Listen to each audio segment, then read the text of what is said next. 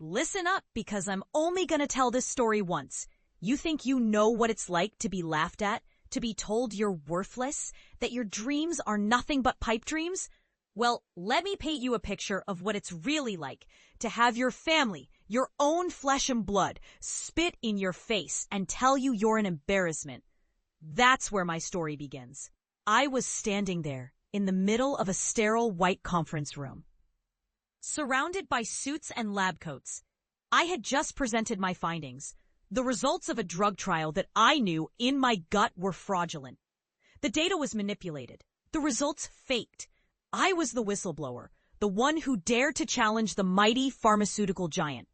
And what did they do? They laughed. They laughed right in my face, and then they fired me. Publicly discredited, professionally dismissed, I was left with nothing but the clothes on my back and a burning desire to prove them wrong. My family, they were no better. "You're chasing fairy tales, kid," my old man said, his voice dripping with disdain. "You're an embarrassment to this family. You're gonna amount to nothing."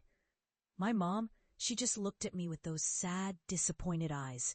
My siblings, they laughed, just like the suits and lab coats. They all thought I was a joke, a misguided hobbyist playing at being a scientist, but I didn't let it break me. No, I took that pain, that humiliation, and I channeled it into something else. I turned to the one thing that had always brought me solace, the one thing that had always made sense to me: nature. I became an urban forager, an herbalist, a pioneer in the field of natural urban medicine. I started small, just me and my backpack, wandering the city, foraging for wild plants, learning their properties, their uses. I was mocked, ridiculed, laughed at, but I didn't care. I knew I was onto something. I started a blog, sharing my findings, my recipes, my remedies. I started a community, a network of like-minded individuals, all of us passionate about natural healing, about community health. We transformed barren lands into thriving ecosystems. We turned concrete jungles into lush, green sanctuaries. We proved, beyond a shadow of a doubt, that nature, that natural medicine, could heal, could transform, could save lives. And then, one day, I got a call from a big-shot producer, a call that would change everything.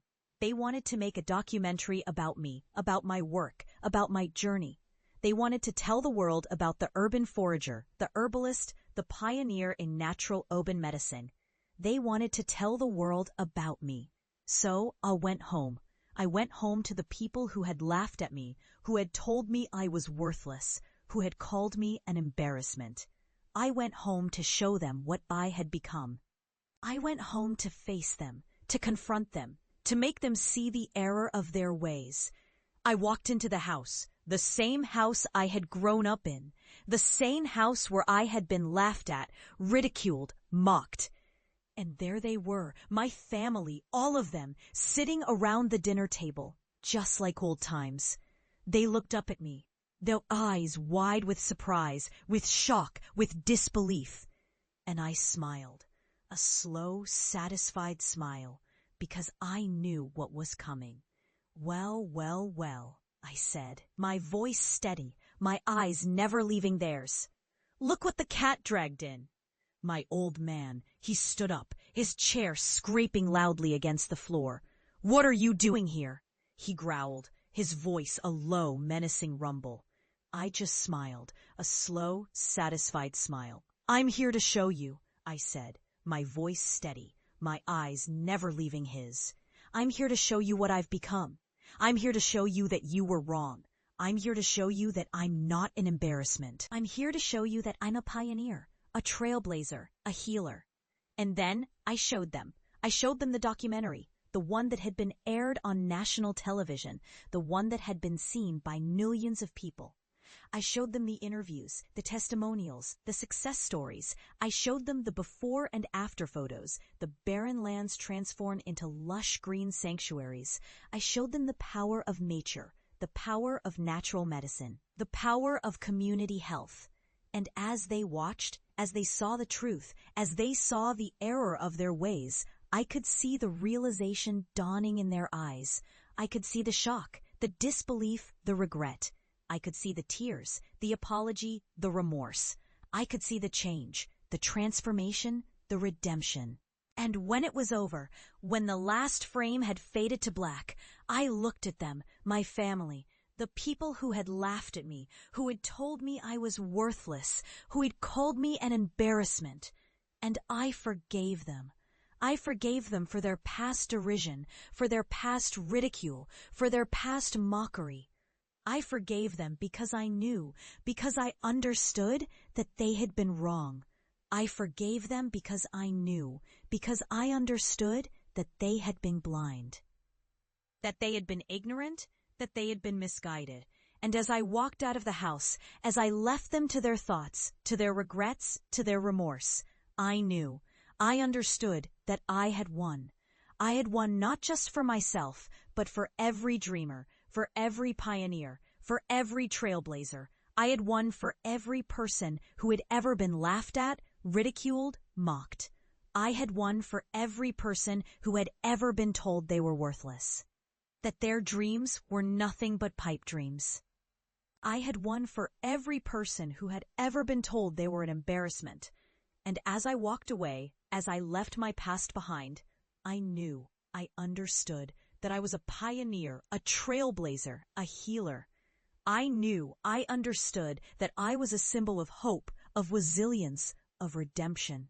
I knew, I understood that I was a testament to the power of nature, to the power of natural medicine, to the power of community health. I knew, I understood that I was a living, breathing example of what it means to never give up, to never back down, to never, ever, ever let anyone tell you that you're worthless, that your dreams are nothing but pipe dreams, that you're an embarrassment. And so, my story ends, not with a whimper, but with a bang, not with a tear, but with a smile, not with a regret, but with a triumph, not with a past, but with a future, not with a failure, but with a success, not with a mockery, but with a victory, not with a derision, but with a redemption, not with a ridicule, but with a respect, not with a humiliation, but with a honor, not with a dismissal, but with a triumph, not with a discredit, but with a credit, not with a worthlessness, but with a worth, not with a pipe dream, but with a reality, not with an embarrassment, but with a pride. And that, my friends, is the power of a dream. That, my friends, is the power of a pioneer. That, my friends, is the power of a trailblazer. That, my friends, is the power of a healer. That, my friends, is the power of nature. That, my friends, is the power of natural medicine. That, my friends, is the power of community health. That, my friends, is the power of a story. That, my friends, is the power of a journey. That, my friends, is the power of a triumph. That, my friends, is the power of a redemption. That, my friends, is the power of a victory. That, my friends, is the power of a respect. That, my friends, is the power of a honor. That, my friends, is the power of a success. That, my friends, is the power of a future. That, my friends, is the power of a dream come true.